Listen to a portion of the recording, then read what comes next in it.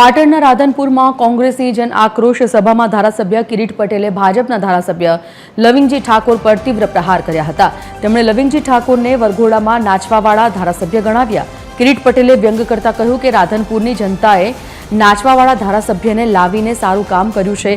તેમણે લોકોને સવાલ કર્યો કે વિધાનસભામાં પ્રશ્ન ઉપાડે તેવા મજબૂત ધારાસભ્ય જોઈએ કે નાચવાવાળા। આ કટાક્ષો દ્વારા તેમણે લવિંગજી ઠાકોરની કામગીરી પર સવાલ ઉઠાવ્યા અને આગામી ચૂંટણીનો માહોલ ગરમાવ્યો। બોલવાવાળા ધારાસભ્યને કાઢી અને નાચવાવાળા ધારાસભ્યને લાવ્યા। સાચી વાત કે ખોટી વાત? હવે તમારે ફરીથી બોલવાવાળાને રાખવાના છે કે નાચવાવાળાને રાખવાના છે?